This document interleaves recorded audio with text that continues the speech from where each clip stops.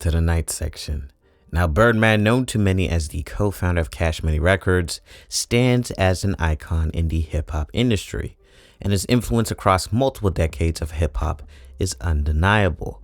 But like many stories of success, his journey is also riddled with some pretty serious accusations, legal battles, and public disputes, casting an ominous shadow over his empire. Now, for context, Birdman, born Brian Christopher Brooks, was born on February 15th, 1969 in New Orleans, Louisiana. And from the very start, he faced awful circumstances. After his father initially refused to sign his birth certificate, he spent the first month or so of his life without a given first name, with his family referring to him only as Baby, a moniker he still uses to this day. But not having a name initially was not even close to how dark his early childhood was. Now, Birdman's mother was shot and killed when he was only 2 years old, and after a short stint in the custody of his uncle in Canada, he and his 3 siblings returned to New Orleans and were placed into the foster care system. Now, eventually, his father and his new wife were able to obtain custody of the children and move them to live in Magnolia Projects, located in the 3rd Ward of New Orleans. During this time, Birdman became extremely close with his stepbrother Eldrick, and together they began committing robberies and dealing heroin throughout their teen years. Now, both were arrested twice at the ages of both 16 and 18 for drug possession. Now, after his second arrest, Birdman served 18 months before being acquitted. After his release in 1988, Birdman turned his attention to a new hustle, which was hip-hop. Along with his brother Ronald, aka Slim Williams, who had also been arrested alongside Birdman and Eldrick, an idea to found a new rap label focused on New Orleans' unique sound was created, and Cash Money Records was born in 1992. By 2008, just 14 years later, Cash Money Records was one of the premier homes of top hip-hop talent in the world. The label would put out a staggering 11 platinum albums during that time, including some of the most revered rap albums of all time, such as 400 Degrees by Juvenile and The Carter 3 by Birdman's protege, Lil Wayne. Cash Money had an absolutely stacked roster for the majority of the late 90s and early 2000s, but Lil Wayne was in a league of his own. Originally signed by the label at the age of 12 to be the member of the BGs, Wayne later became a member of the Hot Boys alongside Juvenile, BG, and Turk, a move that paid the label massive dividends. On the back of the success of the group, Cash Money was able to secure a $30 million deal with Universal Records in 1998. After the group broke up, following the other 3 members of the group departing the label after accusing Birdman of financial mismanagement, Lil Wayne transitioned into a solo career, and a star was born. It seemed everything he touched turned platinum, and Birdman saw early on that he had the premier star in hip-hop at his right side. The two became inseparable, even releasing a joint album together titled Like Father, Like Son. That title spoke volumes, and Wayne frequently referred to Birdman as his father. The two even made waves when a picture made media rounds of the two kissing each other. But by 2014, just 6 years later, that father-son relationship seemed torn beyond belief, and the already questionable character of Brian, aka Birdman Williams, began to truly be exposed. The Lil Wayne saga, a fractured brotherhood. Perhaps one of the most talked about feuds in modern hip-hop history is that between Birdman and his one-time protege, Lil Wayne.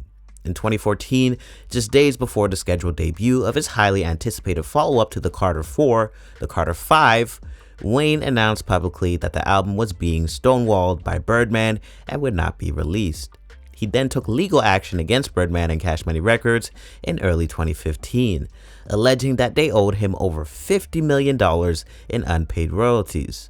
This lawsuit wasn't merely about money, it signaled a shocking rift between the two, unveiling years of underlying tensions.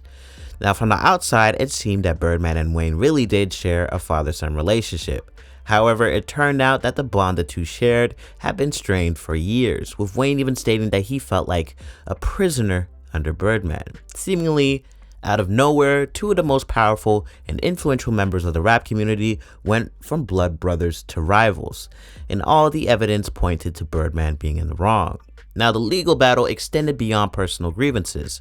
Winning the financial battle was never going to be enough for Wayne, and he soon began to announce his intentions to leave Cash Money Records and take his protege's Nicki Minaj and Drake with him. Now, at the time, both Nicki and Drake were well underway to establishing themselves as the new heads of hip-hop, with both of them having already released platinum albums under Cash Money Records. Now, having these two leave Cash Money Records would have been a much larger financial problem for Birdman than the $50 million lawsuit. Now, as the proceedings played out, the intricacies of contractual agreements within the label became public record, revealing a maze of power dynamics and control. It didn't take a legal expert to read some of the clauses in these contracts and see that Cash Money and Birdman had been heavily exploiting their artists. On social media, Free C5 became a trending topic as fans of Wayne everywhere demanded he be given the freedom to release the album.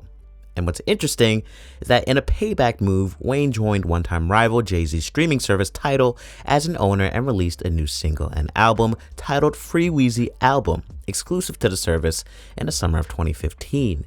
Now, I won't get into all of the backstory and why this was such a huge move, but both Wayne and Birdman have a storied past with Jay-Z, and Wayne's reconciliation and move into business with the fellow rapper was seen as an ultimate sign of disloyalty to Birdman. And in the eyes of the Cash Money CEO, it would not go unpunished.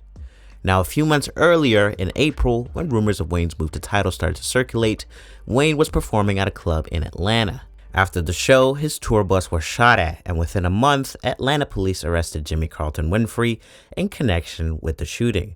Now, Carlton was the road manager of none other than Young Thug, an up-and-coming artist who had all but replaced Wayne's status as Birdman's protege. The police also stated that Winfrey had attempted the shooting in order to gain status within the Bloods gang, which Birdman and Wayne have both had ties to. Thankfully, nobody was injured in the attack, including Wayne. But the news of the shooter's identity caused millions of fans to come to one conclusion. Birdman had ordered a hit on his one-time son. Torch in the building. This is another public service announcement. I know the album is supposed to drop today, the Carter 5 album, throw your V's up, but we had to push the album back due to a problem. That problem being, honestly, I just been skating too goddamn much, man. The Carter 5 was finally released on September 28th of 2018, and since then the feud between Wayne and Birdman has remained cool. However, there is no denying that Birdman's true nature had been uncovered, and other disputes from earlier in his career were viewed in a much different light. You're suing Baby over unpaid royalties. Where are you at with the lawsuit currently?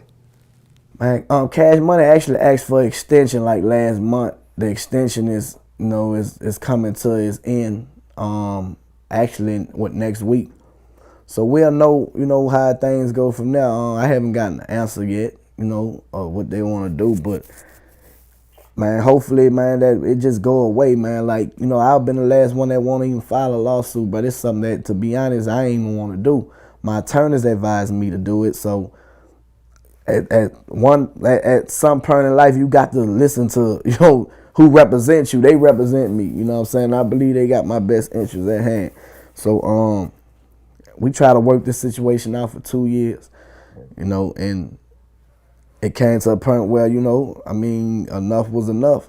Web of royalty disputes. If the only questionable situation in Birdman's business history was the rift between him and Wayne, that would be one thing. But Wayne wasn't the only artist to express dissatisfaction with Cash Money Records' financial dealings. Tyga, another artist once tied to the label, voiced concerns about not receiving royalties from his albums. He even hinted at having to self-fund some of his projects, a claim that stunned fans given the success of some of his work. Similarly, producers like Bangladesh, the mastermind behind Lil Wayne's hit A Milli, came forward with allegations of not being adequately paid for their contributions. As these stories continued to surface, a troubling pattern emerged, one that depicted Birdman and Cash Money as consistently failing to properly compensate their artists and collaborators.